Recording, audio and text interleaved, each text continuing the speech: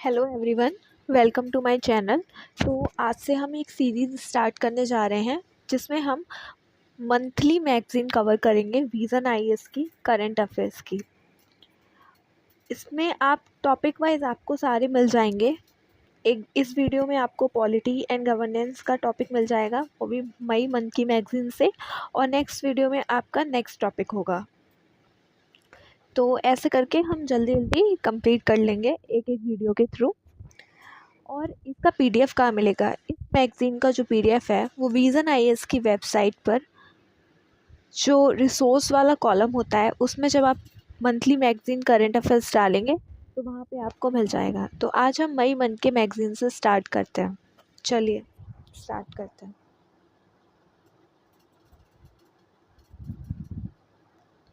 सबसे पहले हम पॉलिटी एंड गवर्नेंस के टॉपिक से स्टार्ट करेंगे। तो हमारा फर्स्ट टॉपिक है कास्ट सेंसस। तो इसमें सबसे पहले हमें लिखा होता है ये न्यूज़ में क्यों है, उसके बाद इसकी क्या होता है ये कास्ट सेंसस, ऐसे करके हम पूरा आपको एक्सप्लेन करेंगे। ऐसे ही इसमें होता है पूरी मैगज़ीन में। ओके, तो why it is in news, Center issued notification for census which begin from October 2026 in Ladakh and March 2027 across rest of India, which include caste census. Centre ने एक नोटिस इशू किया है जिसमें वो census conduct करेगी लद्दाख में। एक second,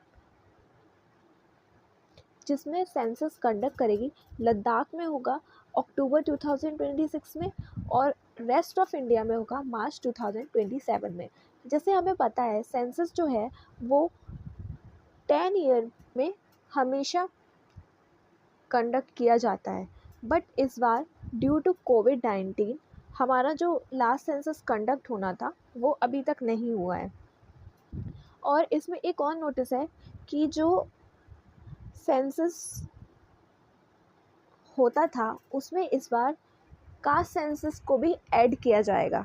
जैसे कि पहले हम सिर्फ एससी और एसटी कास्ट तक के अभी हमें डाटा अच्छे से पता थे, और ओबीसी कास्ट वगैरह के बारे में हमें ज़्यादा एक्यूरेट डाटा नहीं पता थे, बिकॉज जो स्टेट होते हैं ना वो अपना उन्होंने कंडक्ट किया था, लेकिन जैसे बिहार कर्नाटका में, लेकिन हमें पूरा अच्छे से नहीं पता है कि क्या वो वैलिड है।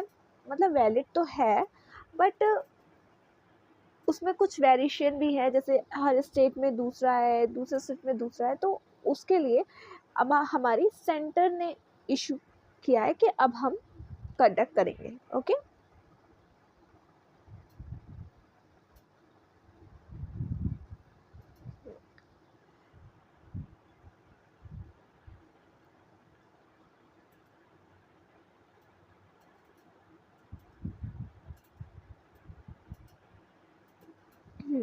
this marks the first time since independence that caste data beyond scheduled caste and scheduled tribe will be officially collected as part of census. जैसे कि मैंने अभी बताया था ना कि फर्स्ट टाइम होगा हमारे इंडिपेंडेंस के बाद में बियॉन्ड एससी और एसटी कास्ट, क्योंकि हमें अभी तक एससी और एसटी कास्ट के बारे में ही पता था, क्लियर, ऑफिशियली नहीं पता था। तो इस बार ऑफिशियली उसके बारे में कंडक्ट किया जाएगा।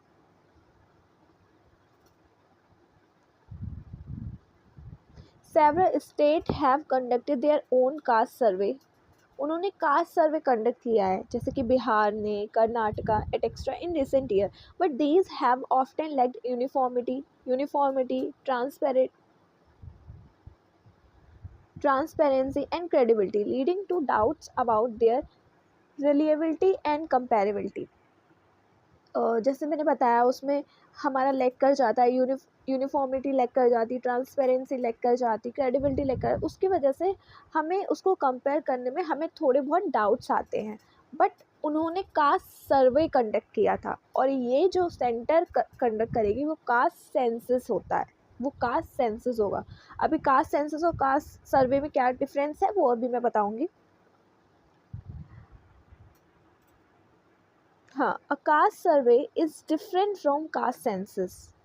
अ census is constitutionally mandate unlike survey. Survey जो है वो कॉन्स्टिट्यूशनली मैंडेट नहीं होता है। जो कास्ट सेंसस है वो हमारे कॉन्स्टिट्यूशनल में लिखा हुआ है, मतलब कॉन्स्टिट्यूशन हमें मैंडेट करता है कि आपको एक सेंसस कंडक्ट करना ही है, लेकिन सर्वे में ऐसा कुछ भी नहीं है। Digital mode, the upcoming census will incorporate a mobile application to digitally record the census data alongside the traditional pen and paper mode. जैसे कि अभी बहुत ज़्यादा डिजिटलाइजेशन हो रहा है, तो उसके लिए ये सेंसस भी हम अपने मोबाइल में एप्लीकेशन टू डिजिटली रिकॉर्ड, हम इसको अपने मोबाइल में भी देख सकते हैं alongside the traditional pen. पहले हमें पेन और पेपर का यूज़ चाहिए था, बट अब हम सिर्फ और सिर्फ अपने मोबाइल में भी डाल के देख सकते हैं आराम से। Okay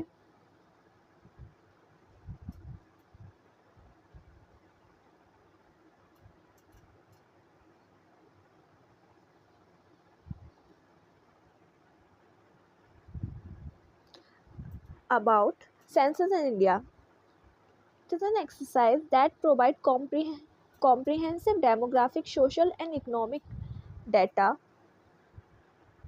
relating to all person in country at a particular time. ये census की हमें पूरी डेटा बताती है कि हमारे क्या उसकी डेमोग्राफिक बताती है, कितने लोग हैं, उनकी इकोनॉमिक डाटा बताती है, कितना अर्न करते हैं, कैसे हैं। और अब की बार कास्ट भी होगा तो हमें ये भी पता चल जाएगा कि एससी कास्ट में कितने हैं, एसटी में कितने हैं, ओबीसी में कितने हैं।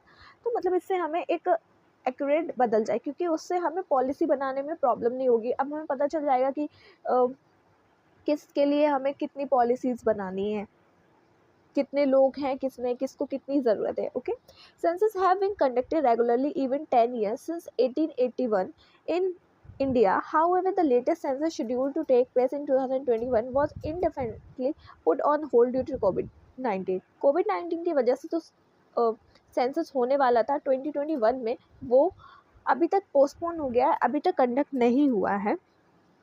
और कंडक्टेड रेगुलरली, और जो सेंसस है वो मैंने अभी बताया कि 10 ईयर के कंडक्ट कराया जाते हैं। हर 10 ईयर के बाद एक सेंसस कंडक्ट होता है। ये हमारा कॉन्स्टिट्यूशनल में लिखा हुआ है, मैंडेट करता है कि हमें 10 ईयर में कंडक्ट कराना है। लीगल फ्रेमवर्क क्या है? Constitutional provision, union list. ये यूनियन लिस्ट का पार्ट है। जैसे 7th शेड्यूल में, जैसे हमें पता है 7th शेड्यूल में 3 लिस्ट हैं, एक यूनियन लिस्ट है, एक स्टेट लिस्ट है और एक कॉन्करेंट लिस्ट है। तो यूनियन लिस्ट में हमारी सेंटर लॉ बनाती है, स्टेट लिस्ट में हमारा स्टेट लॉ बनाता है, और कॉन्करेंट लिस्ट में हमारा स्टेट और सेंटर दोनों लॉ बनाती है। मतलब कि यूनियन में हमारा पार्लियामेंट, स्टेट में हमारा स्टेट लेजिस्लेटिव जो होती है, और सी मतलब कॉन्करेंट में हमारा पार्लियामेंट और स्टेट दोनों मिलकर लॉ बना सकते हैं। बट कुछ कुछ सिचुएशंस, कंडीशंस ऐसी हैं जिसमें स्टेट के लॉ में स्टेट लिस्ट से यूनियन भी बना सकती है लॉ। वो सर्टेन सिचुएशंस हैं जो हम आगे हम अपने 7th शेड्यूल में पढ़ते हैं।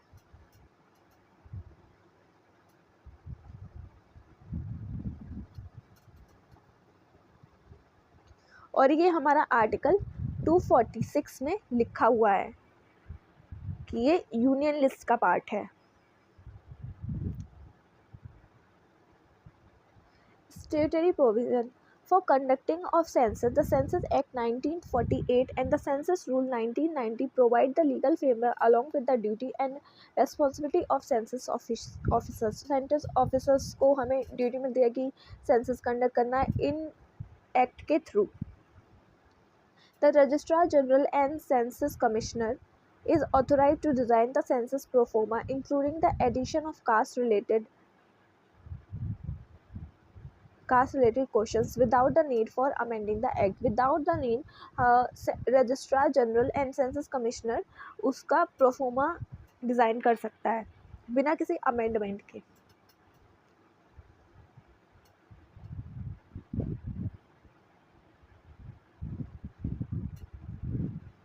History of caste census in India. In pre-independence India was caste were inaugurated in each caste held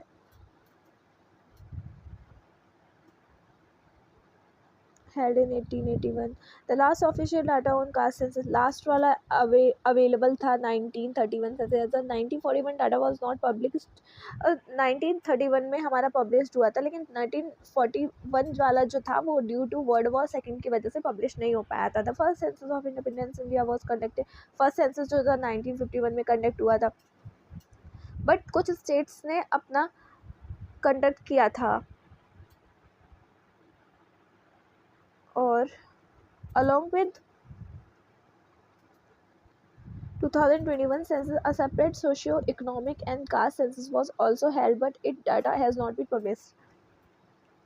जो 2021 में separate social economic and caste census भी कंडक्ट हुआ था, लेकिन उसका डाटा अभी तक पब्लिश नहीं हुआ. तो हमें अब हम पढ़ेंगे कि हमें नीड क्या है, क्यों हम कास्ट सेंसस कंडक्ट कराते हैं. तो बिकॉज फर्स्टली तो ये हमारा कॉन्स्टिट्यूशन मैंडेट करता है कि आर्टिकल 242 में लिखा है, mandate appointing a commission to investigate socially and economically backward classes. कि हमारी कौन सी सोशली और इकोनॉमिकली बैकवर्ड क्लासेस है, ये हमारा कॉन्स्टिट्यूशन मैंडेट करता है कि कमीशन, इसके रिलेटेड हमें कमीशन अपॉइंट करने होंगे. Policy making accurate caste data, हमें पता चल जाएगा कौन सी कास्ट में कितने लोग हैं, तो उसकी वजह से हम उसकी वेलफेयर स्कीम्स बना सकते हैं, उनको इक्विटेबल रिसोर्स एलोकेशन कर सकते हैं. इसमें हमारा हेल्प करेगा.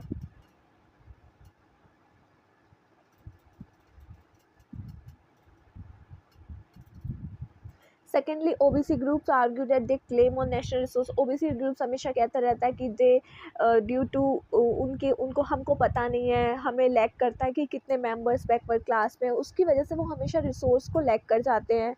अफर्मेटिव एक्शंस क्या है, it available better in identification of disadvantage group for reservation. ये हमें पब्लिक एडुकेशन और पब्लिक एम्प्लॉयमेंट में रिजर्वेशन प्रोवाइड करने में हेल्प कर सकता है. हमें पता चलेगा कौन सी कास्ट में कितने लोग हैं, तो हम उससे पता कर सकते हैं, मॉनिटर कर सकते हैं, इफेक्टिव पॉलिसीज़ बना सकते हैं.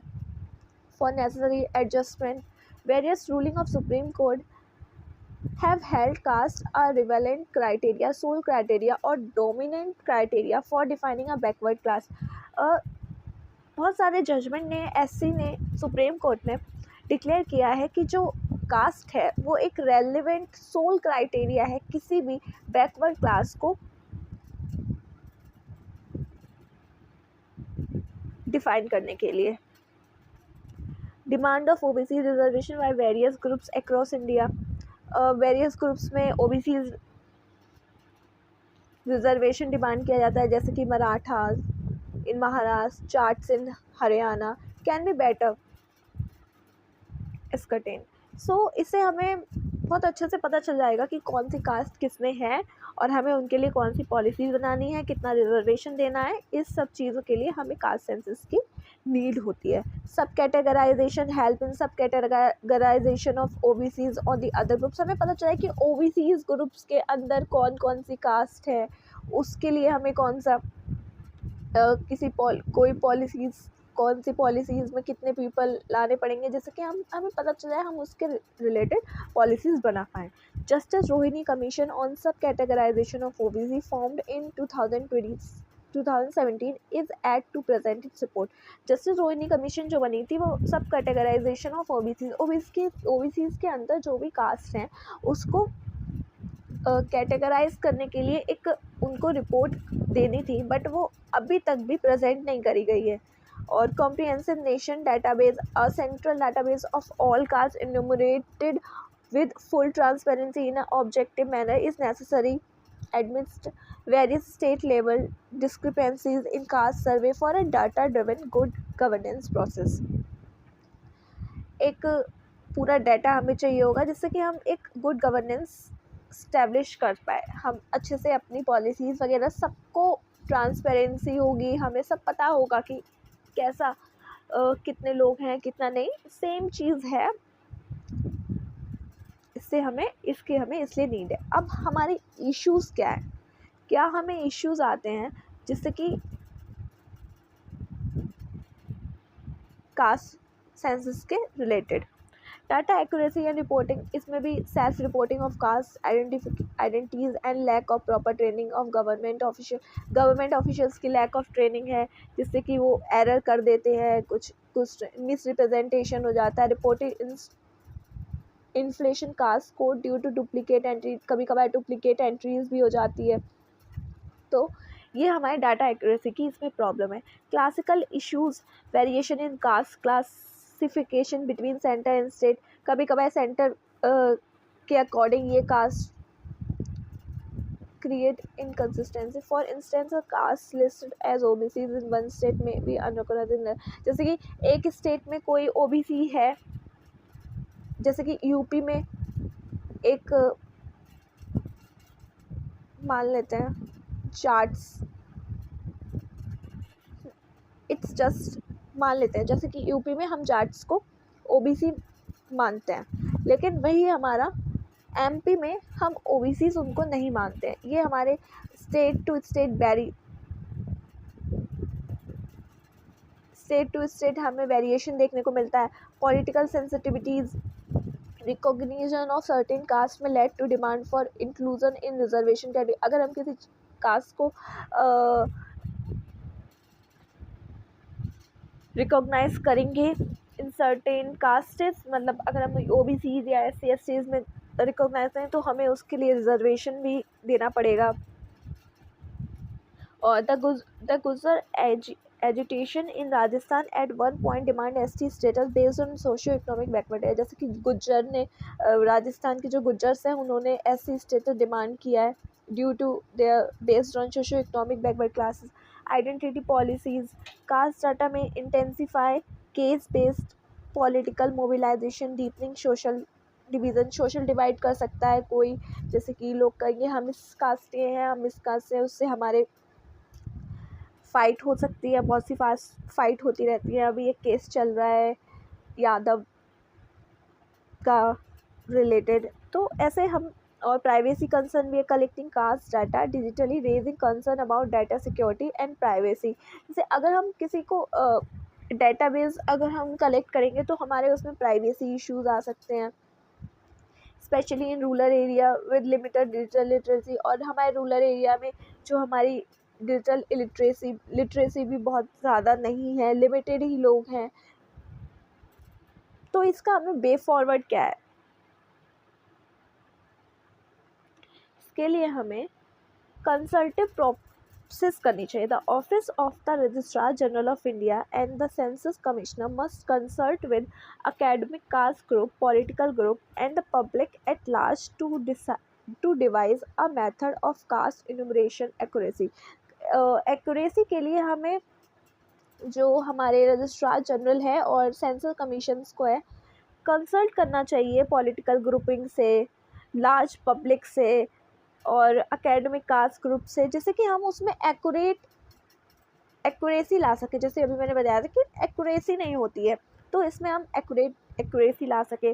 Cast directory, a comprehensive national director of caste should be created in the upcoming census, standardizing the classification and nomenclature of various caste groups across state. The government should enlist sociological, anthropological expert to draw up a draft list of castes specific to each state, publish the draft list online, inviting suggested and comments from the public before finalizing it, and give only that list to the eminent. जैसे कि हम कुछ stages create कर सकते हैं, जैसे कि government को सबसे पहले सोशलिस्ट को इनलिस्ट करना चाहिए और एक्सपर्ट को पूरा ड्राफ्ट सबसे पहले एक ड्राफ्ट लिस्ट बनानी चाहिए कास्ट की।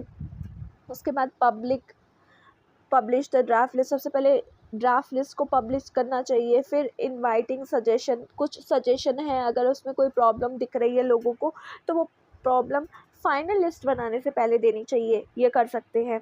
और ट्रेनिंग एंड कैपेसिटी बिल्डिंग, हम ट्रेनिंग प्रोवाइड कर सकते हैं। Official and staff collecting caste data, officials को हम ट्रेनिंग प्रोवाइड करते हैं कि कैसे आपको एक्यूरेट कास्ट सेंसस कंडक्ट करना है, जिससे कि हमारी डुप्लीकेशन कम होंगी और स्पेलिंग एरर भी कम होगा इन कास्ट मॉडर्न टेक्नोलॉजी, हम AI का यूज़ कर सकते हैं। Big data analyst can use we minimise error के लिए हम AI का यूज़ कर सकते हैं। तो ये बहुत सारी चीज़ें हैं जिससे हम यूज़ करके अपना कास्ट एक्यूरेट कर सकते हैं। तो अब हमारा नेक्स्ट टॉपिक है private member bill, why it is in news. As per PRS legislative results report, the space for private member bill has declined in both houses of parliament.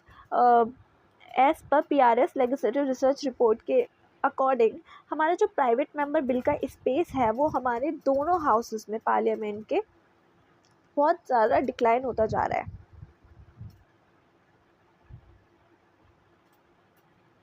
तो सबसे पहले हम जानेंगे what is private member bill. A member of parliament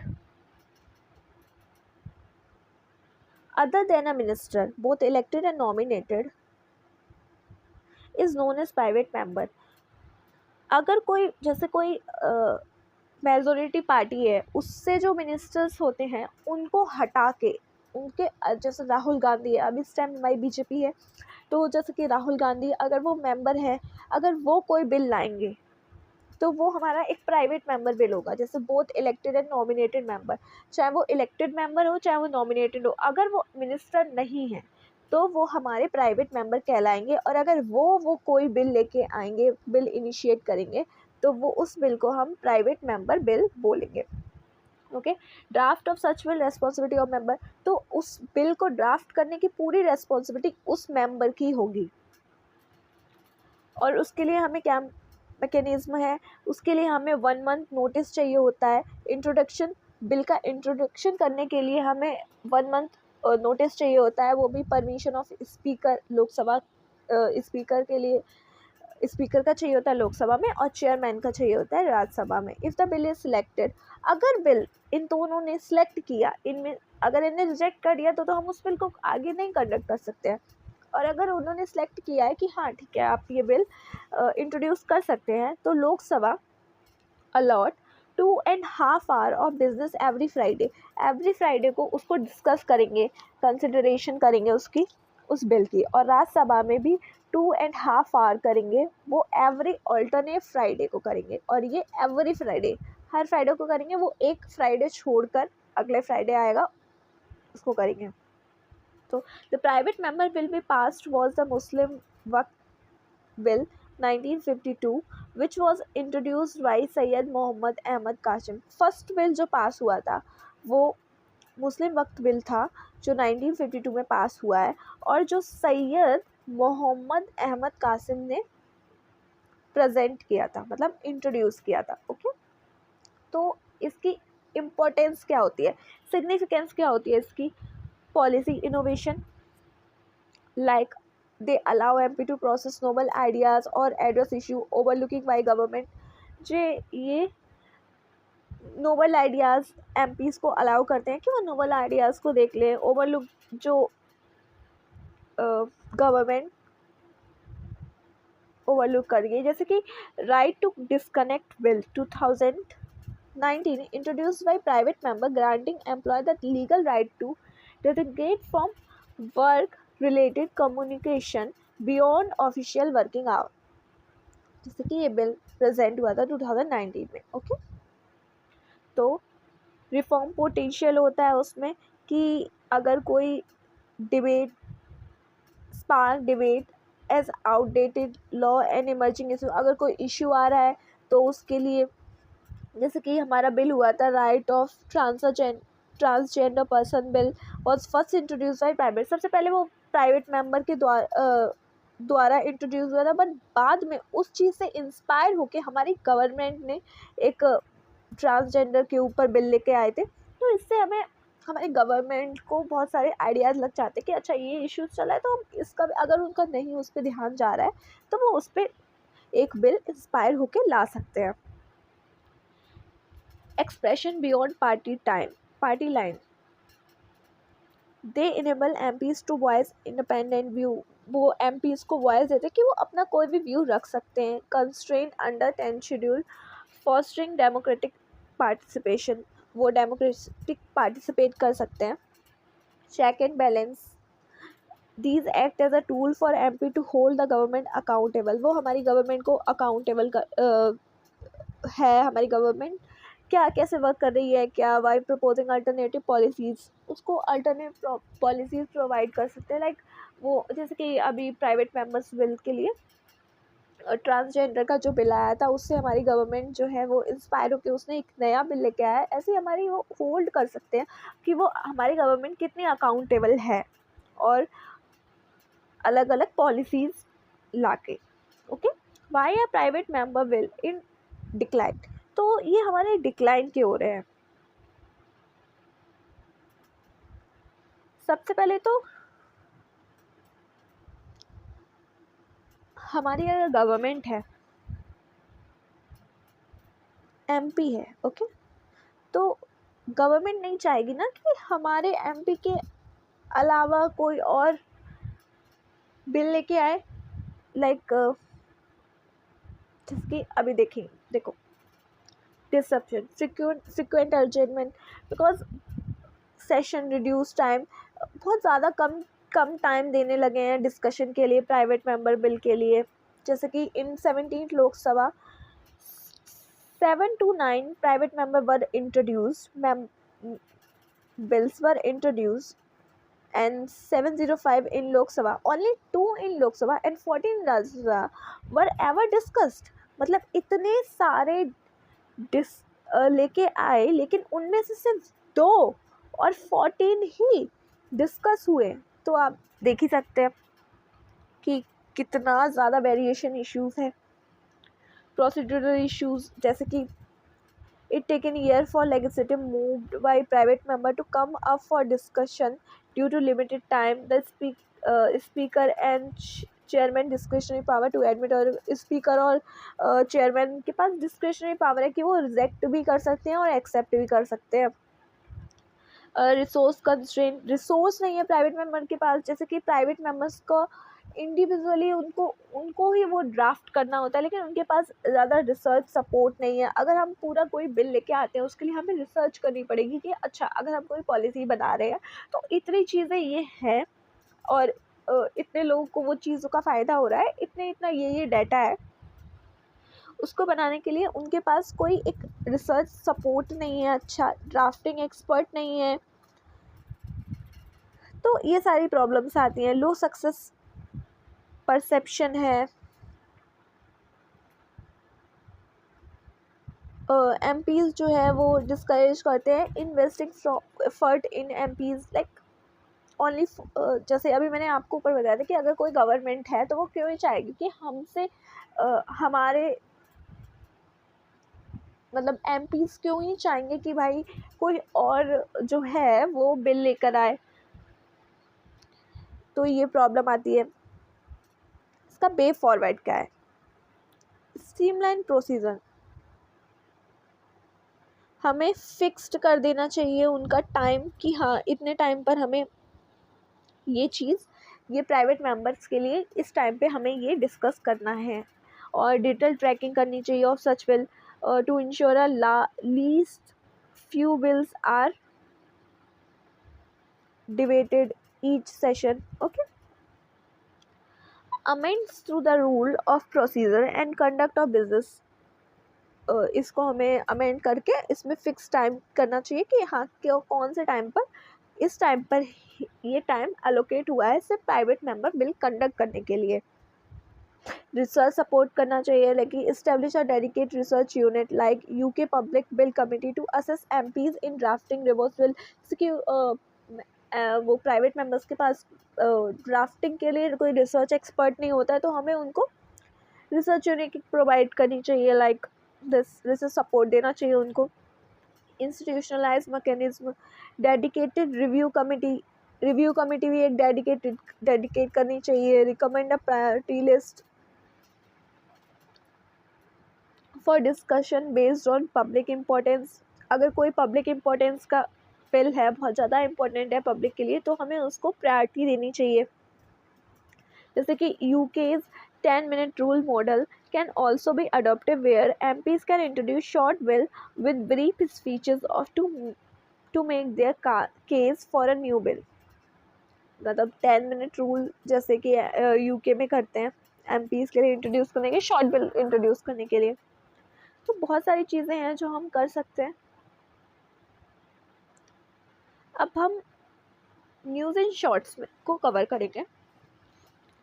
इसमें सबसे पहला topic है inclusive digital access, part of article 21 Supreme Court. Recently, Supreme Court in Amar Jain versus Union of India judgment held that inclusive and meaningful digital access to e-governance and welfare delivery system is a part of fundamental right to life and liberty.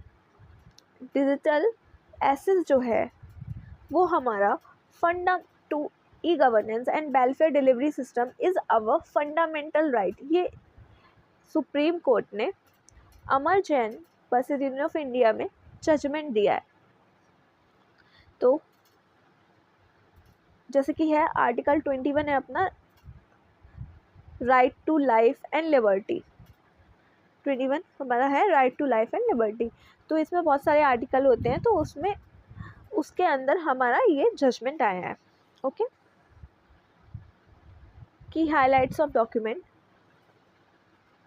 Directed to review the digital know your customer norms to enable person with facial disfiguration due to acid attack or visual impairment to access banks and e-governance service to under the Right to Person with Disability Act 2016. The court issued 20 direction to make the e-KYC process accessible to them.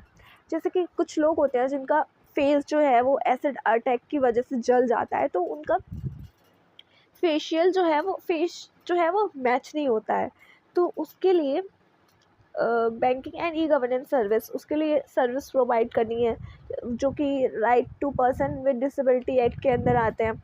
Invoking the principle of substantive equality, digital transformation must be both inclusive and equitable. हमें इसमें equality provide करनी है कि अगर कोई disable people भी है तो वो आराम से अपना डिजिटली इस राइट को इंजॉय कर सके। पार्ट ऑफ आर्टिकल 21, ये हमारा 21 का पार्ट है। Right to digital access emerge as a intrinsic component of right to life and liberty.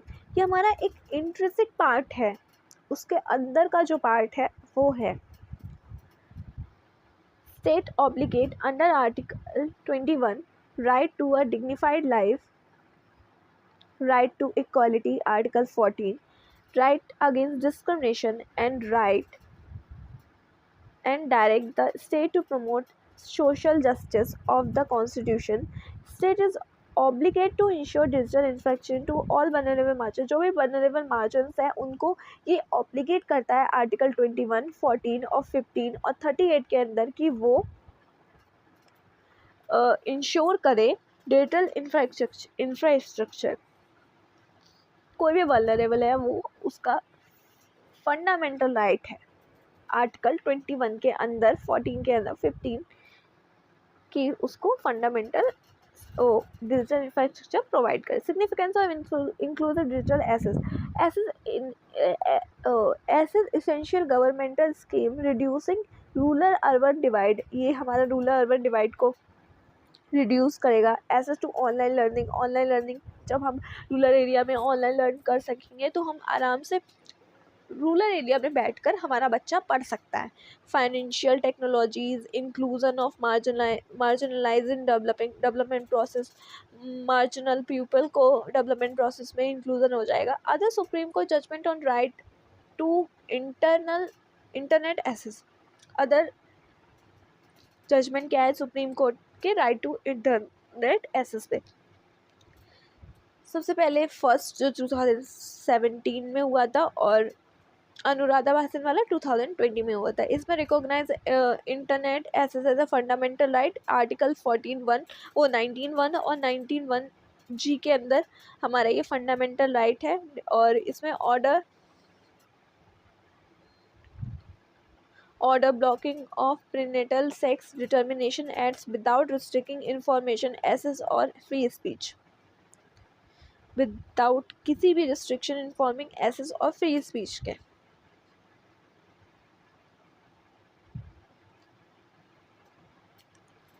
Okay तो अब हमारा नेक्स्ट टॉपिक है,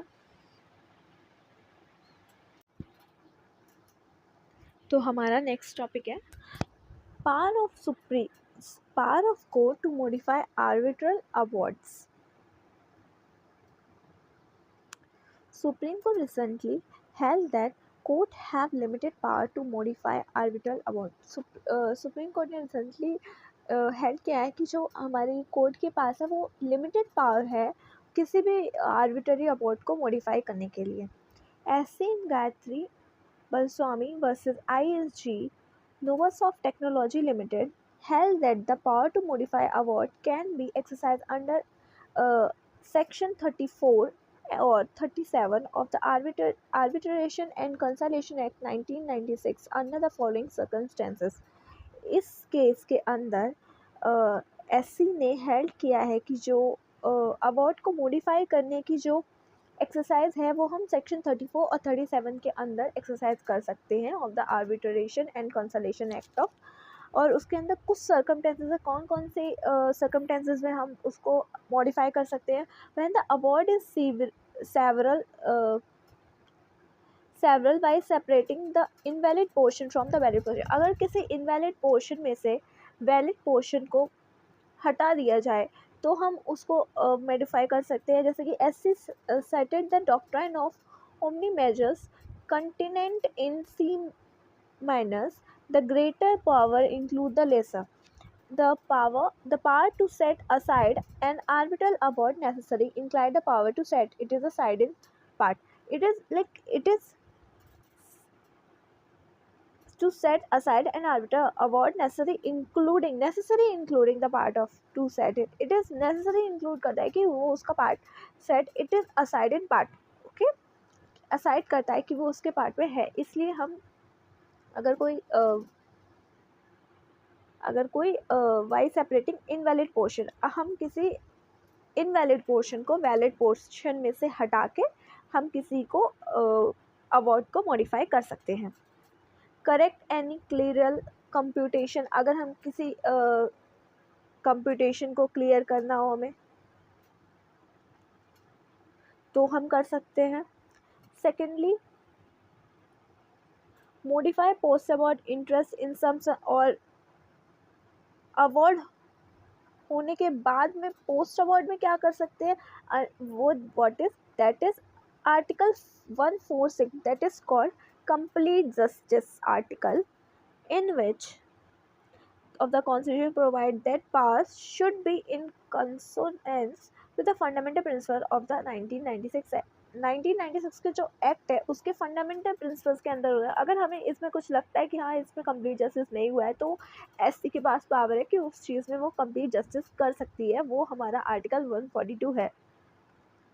and then in arbitration in India, meaning it is form of alternative dispute resolution. It is alternative dispute resolution mechanism other being conciliation in mediation involving consensual method of resolving dispute outside of a national judicial system through a private system of adjournment। मतलब हमारे जो judicial system के outside अगर हम कोई consolation करते हैं तो वो हमारा आर्बिट्रेशन मेथड है, mediation type.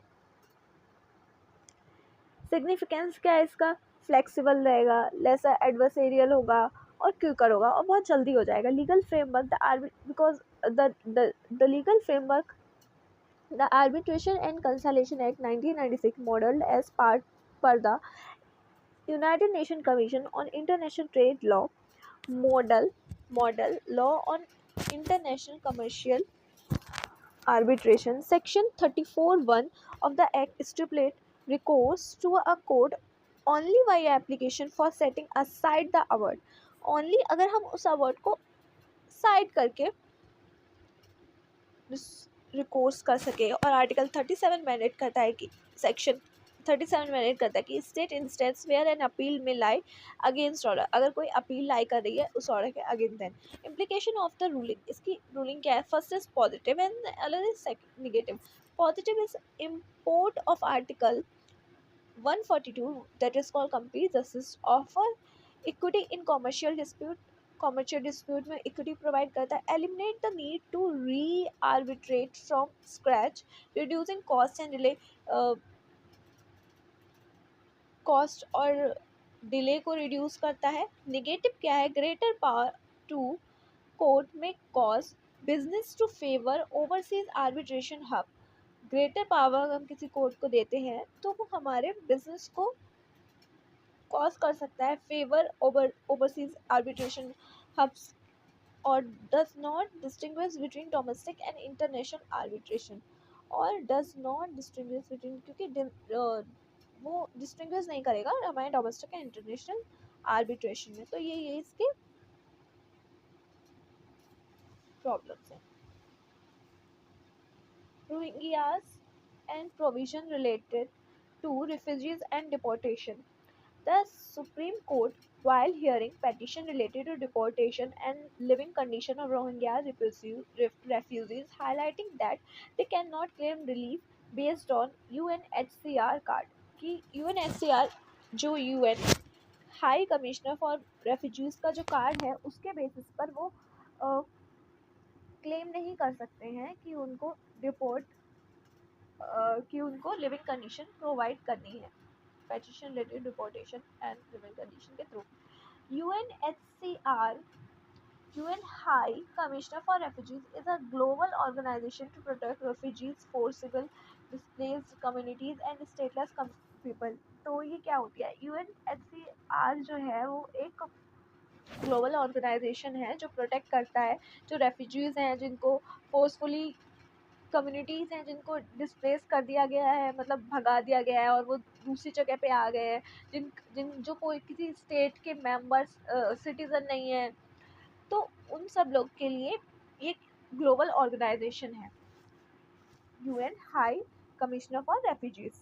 India is not a signatory to the 1951 convention on refugees and 1967 protocol. India जो है वो इंडिया ने साइन नहीं करा था कन्वेंशन ऑन रेफ्यूजीज जो 1951 में हुआ था, और जो 1967 में प्रोटोकॉल हुआ था वो भी। Significance provision India related to refugees. India में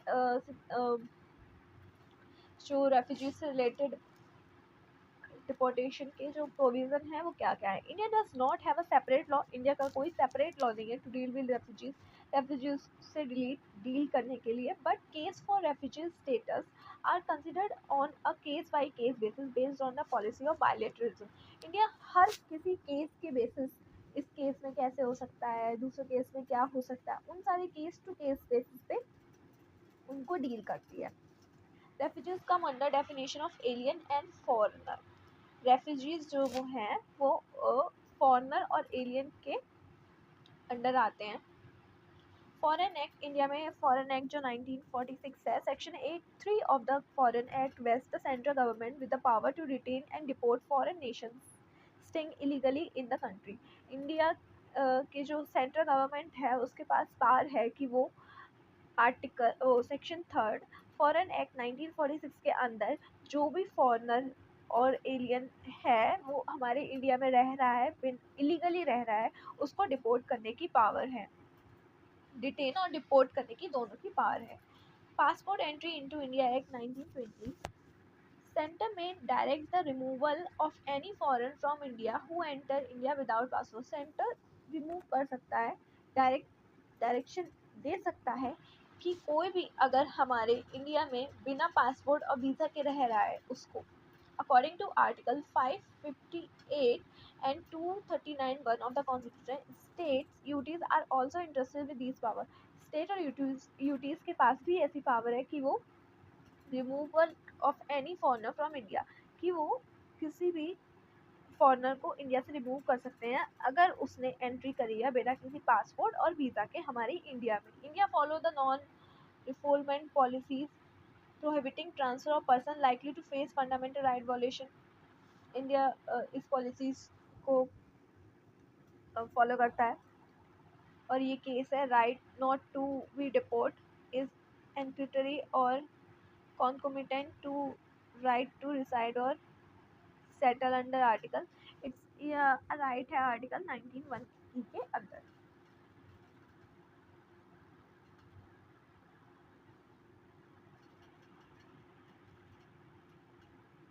राइट ऑफ पेडेस्ट्रियन, हमारी सुप्रीम कोर्ट ने एक जजमेंट दिया है जिसने उसमें उन्होंने कहा है कि पास्ट ऑन ऐसी पास्ट ऑन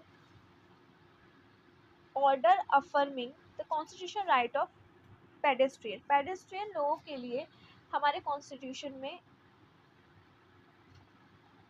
राइट जो है पास किए हैं order affirming the constitution right, हमारे कॉन्स्टिट्यूशन राइट्स के लिए। तो about the SC order, SC state right to have unobstructed and disable friendly footpath in is guaranteed under article 21। हमारे जो डिसेबल पीपल हैं उनके लिए आर्टिकल 21 में ये राइट है कि उनके पास राइट है कि वो फ्रेंडली फुटपाथ, जो फुटपाथ पे जो चलने का होता है ना कि फ्रेंडली फुटपाथ, जैसे कि अगर किसी के पैर में कोई प्रॉब्लम है, डिसेबल है लेग्स की वजह से, तो उनके लिए हम एक फुटपाथ रैम्प टाइप से बनाते हैं, तो वो हमारा डिसेबल राइट है, उस पर्सन का डिसेबल राइट है आर्टिकल 21 के अंदर। Article 21 protection of life and personal liberty state that no person shall be deprived of their life except according to the procedure established by law.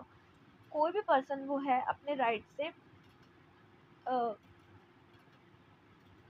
से life के deprive नहीं होगा except अगर हमारे पास प्रोसीजर एस्टेब्लिश्ड बाय लॉ है, तो कोई भी पर्सन उसके प्रोसीजर एस्टेब्लिश्ड बाय लॉ उससे डिप्राइव नहीं होगा। ऐसे issues direction all public roads must have footpath, like all public roads के पास footpath must be accessible and usable by person with disabled. अगर किसी पर्सन को डिसेबल है और उसको उस पाथ पे एसेस करने का पूरा राइट है। Removal of encroach from footpath is mandatory, encroach को रिमूव करना उस फुटपाथ से मैंडेटरी है ये। SCUTs must evolve policies to ensure the availability and maintenance of footpath and footway. उसको SC और ST को पॉलिसीज उसके लिए इंश्योर करनी चाहिए कि उसमें फुटपाथ को इंश्योर करने के लिए। एंड लास्ट, ये हमारा लास्ट टॉपिक है पॉलिटी का, that is 50th anniversary of Sikkim statehood. तो हमारे जो ये स्टेट से रिलेटेड क्वेश्चन होते हैं ये हमारे PCS वगैरह में पूछ लिए जाते हैं, स्टेट PCS वगैरह में, तो इसको सही से समझ लीजिए, पूछा जा सकता है। Sikkim was made a full-fledged state of UN of India under the Constitution 36 Amendment Act 1975. Earlier, Constitution 35 Amendment Act 1974 granted Sikkim the status of an associated state of the Union of India under Article 2A। पहले क्या होता था, हमारा जो article 2 है उसके अंदर एक आर्टिकल 2A, उसके अंदर एक आर्टिकल 2A भी होता था। उसके अंदर सिक्किम को राइट मिला था एक एसोसिएटेड स्टेट का, ओके। बट 36 अमेंडमेंट के बाद जो हमारा सिक्किम है वो 2A से हटकर आर्टिकल 2 में आ गया और वो हमारा फुल फ्लेज स्टेट बन गया था, okay. Article 2A was replace by constitution, और जो 2A जो है वो रिप्लेस कर दिया गया था 36 अमेंडमेंट से, जिससे कि हमारा सिक्किम जो है फुल फ्लेजेड हो गया था इंडिया के अंदर state. It became 22nd state of India, ये हमारा 22nd स्टेट बन गया था। Article 371F state certain special provision of the state of Sikkim. Article जो 371F है वो हमारा सिक्किम को एक स्पेशल प्रोविज़न देता है, ग्रांट करता है, जो हमारे आर्टिकल 371F के अंदर है, ओके। तो यहाँ पे हमारा पॉलिटी का पोर्शन ख़त्म होता है। अब हम नेक्स्ट वीडियो में अपना इंटरनेशनल रिलेशंस के करंट अफेयर्स लेके आएंगे। उसके लिए सबसे पहले आप ये वाले रिवाइज करिए और एक और इन्फॉर्मेशन है कि जो विज़न IAS की जो मैगज़ीन होती है वो लेट आती है, 1 मंथ लेट आती है। जैसे कि अगर पूरा मंथ हो जाएगा उसके बाद जून में आएगी हमारी, 5 जून के बाद रिलीज़ होती है, तो उसके लिए हमें टाइम लगता है। फिर हमें उसे पढ़ के देखना होगा कि कैसे क्या है। तो मतलब आपका जुलाई में अप्रॉक्स 10 जुलाई तक आपके पूरे पूरे वीडियोस आपको मिल जाएंगे इससे रिलेटेड, और आप उसको रिवाइज कर सकते हैं।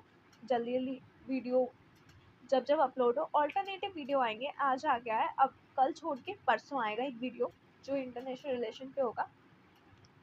तो इसके लिए हमें अच्छे से ये पॉलिटी वाला पोर्शन अच्छे से रिवाइज कर लीजिएगा। और अब हम नेक्स्ट वीडियो में मिलते हैं जो हम इंटरनेशनल रिलेशन की वीडियो लेकर आएंगे। Okay, thank you.